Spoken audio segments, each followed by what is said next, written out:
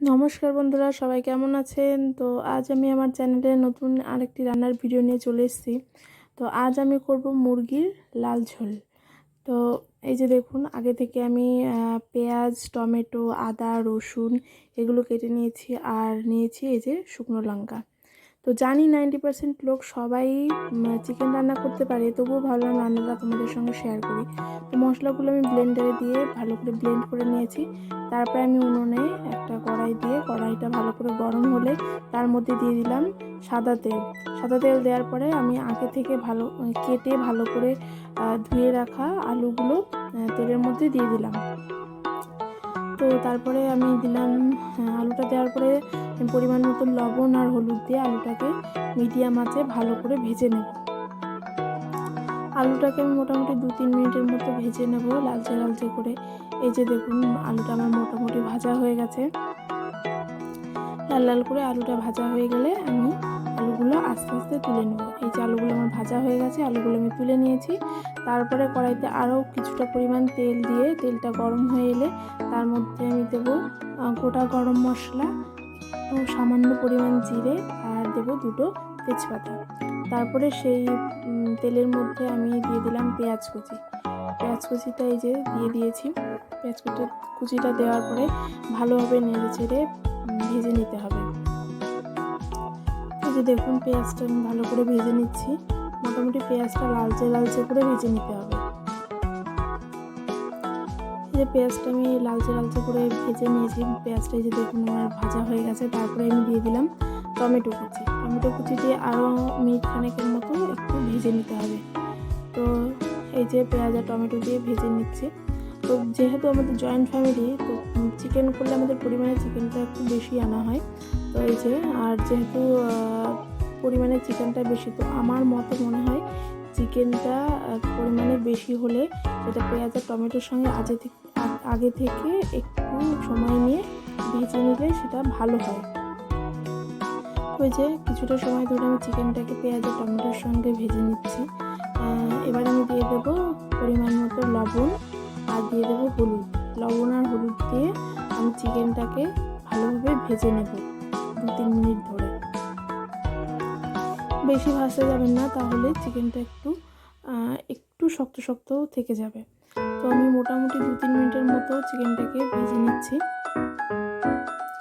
এই যে চিকেনটা আমার ভাজা হয়ে গেছে। তো আগে থেকে আমি যে মশলাটা করে রেখেছিলাম ব্লেন্ডারে, তো সেই মশলাটা আমি এবার কড়াইতে দিয়ে দিলাম। চিকেনের মধ্যে মশলাটা দিয়ে দেওয়ার পরে আমি ভালো করে নেড়ে চেড়ে চিকেনটা কষে নিচ্ছি। এই যে দেখুন, চিকেনটা আমি মোটামুটি 5-7 মিনিট ধরে কষে নিচ্ছি। আর এই যে যাতে নিচে লেগে না যায়, চিকেনটা যাতে ধরে না যায় কড়াইতে, তো মশলাটা যাতে না ধরে সেই জন্য আমি মশলা ধোয়া জল কিছুটা আমি দিয়ে দিলাম। তারপরে আমি এই যে দেখুন, একটা বাটিতে 1 চামচ জিরে গুঁড়ো, আর 1 চামচ হলুদ গুঁড়ো, 2 চামচ কাশ্মীরি লাল লঙ্কা গুঁড়ো, আর কিছুটা পরিমাণ ধনে গুঁড়ো দিয়ে তার মধ্যে দিয়ে দেবো কিছুটা পরিমাণ জল। জলটা দিয়ে ভালো করে আমি মশলাটা ভালো করে গুলে নিয়ে তারপরে ওই চিকেনের মধ্যে আমি দিয়ে দেবো মশলাটা দেওয়ার পরে আবারও ভালো করে নেড়ে চেড়ে কষে নিতে হবে 3-4 মিনিটের মতো। এই দেখুন, আমি ভালো করে কষে নিচ্ছি চিকেনটা।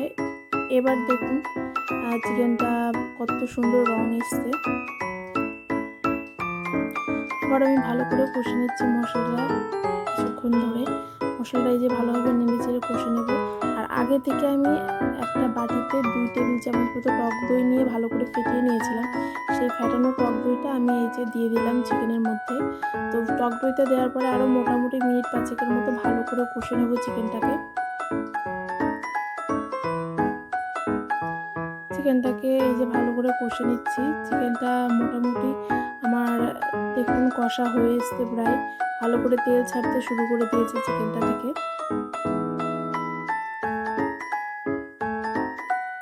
এই যে দেখুন, মোটামুটি তেল ছাড়তে শুরু করে দিয়েছে চিকেনটা থেকে।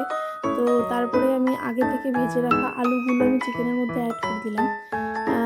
আর কষা চিকেনের সঙ্গে আমি ভেজে রাখা আলুগুলো আরও একটু সময় নিয়ে কষে নেব। মোটামুটি 1-2 মিনিটের মতো কষে নিচ্ছি। তারপরে যে দেখুন ভালোভাবে তেলটা ছেড়ে এসছে, তার মানে চিকেনটা আমার কষা হয়ে গেছে।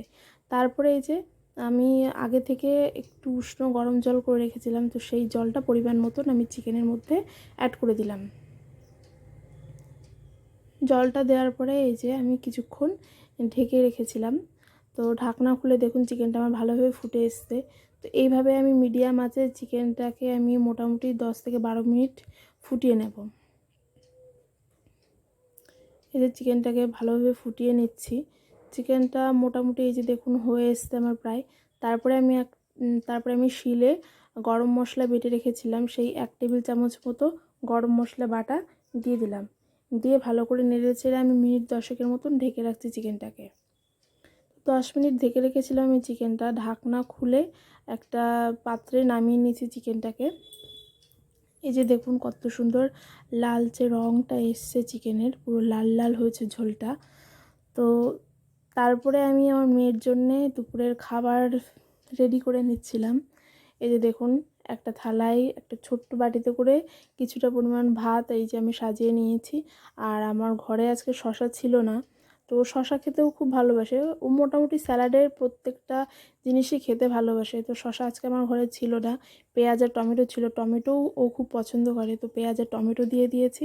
আর এই যে একটা বাটিতে দিয়ে দিলাম মুরগির লাল ঝোল। তো এই যে চিকেনটা দিয়ে ওকে খাবারটা দিয়ে দেবো। ও চিকেন ওর খুব পছন্দের খাবার। তো দেখুন দেখবেন সবাই ভিডিওটা কেমন হয়েছে।